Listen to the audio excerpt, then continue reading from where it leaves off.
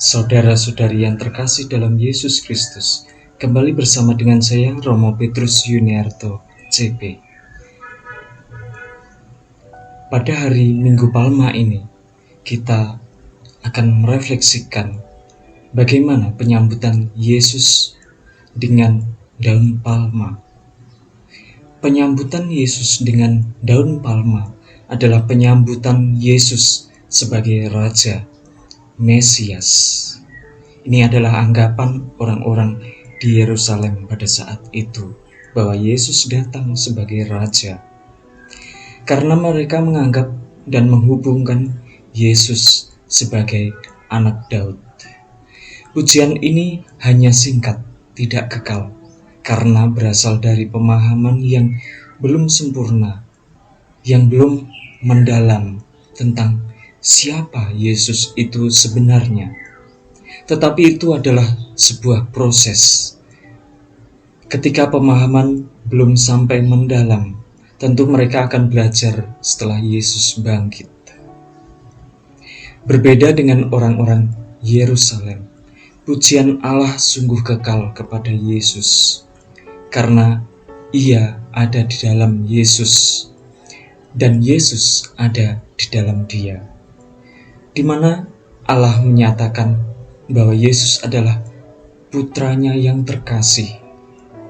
Maka kita diajak untuk mendengarkan Dia.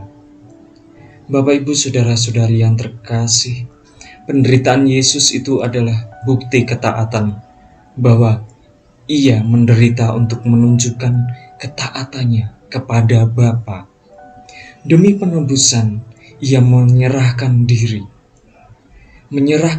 secara total demi keselamatan manusia. Yesus disalibkan di luar kota Yerusalem. Ini menunjukkan bahwa apa yang Yesus selamatkan itu bukan hanya untuk orang di Yerusalem saja, tetapi untuk manusia. Karena ini menunjukkan tanda bahwa di luar Yerusalem berarti ada suatu pemahaman baru. Yang diselamatkan bukan hanya orang Israel, tetapi semua orang. Bapak, Ibu, saudara-saudari yang terkasih dalam Yesus Kristus, Yesus mengubah penderitaan menjadi suatu keselamatan kekal, di mana ketika Yesus menderita, di situ rahmat kasih Allah terpancar melalui Yesus. Penderitaan yang Yesus alami bukanlah akhir dari perjalanan hidup Yesus, warta tentang Yesus. Justru setelah kebangkitan, penderitaan itu dimaknai sebagai sebuah sarana untuk penyelamatan manusia. Ini menunjukkan bahwa manusia itu mempunyai kelemahan. Dan apabila penderitaan di dunia ini disatukan dengan penderitaan Kristus, ini menunjukkan bahwa Kristus menyelamatkan manusia, menyatukan diri ketika kita menderita, ikut berpartisipasi dalam karya penyelamatan Tuhan sendiri. Karena kita mengikut sertakan Yesus dalam penderitaan kita. Bapak, Ibu, saudara-saudari yang terkasih dalam Yesus Kristus, salib adalah bagian yang terburuk dari hukuman manusia pada saat itu.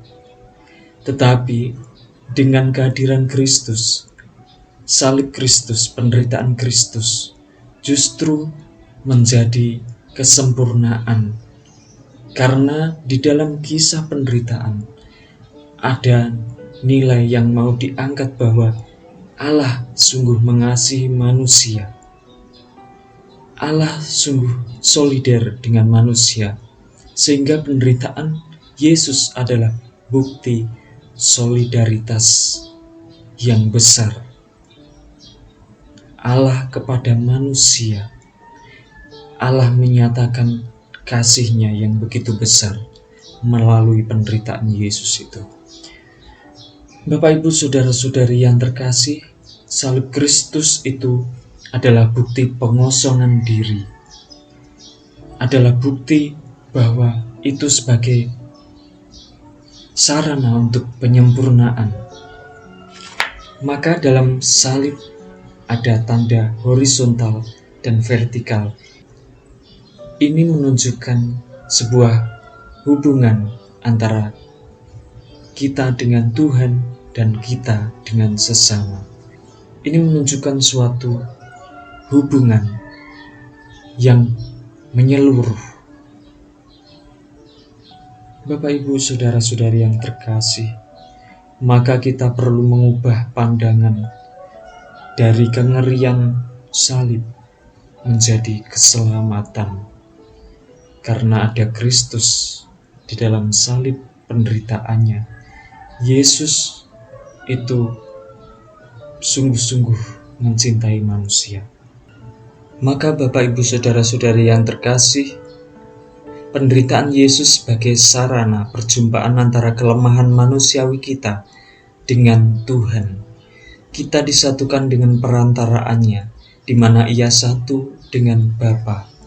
Keselamatan yang ditawarkan Yesus menjadi sumber daya yang memberikan kebahagiaan. Kita bisa melihat kenyataan bahwa dalam diri Yesus, semua yang ada menjadi pengalaman yang berharga dan menyemangati proses hidup yang saat ini dijalani dengan penuh keyakinan. Perasaan yang muncul dalam ketakutan ini akan berubah menjadi perasaan yang membahagiakan, karena penderitaan itu mengubah hidup kita menjadi keselamatan yang membahagiakan.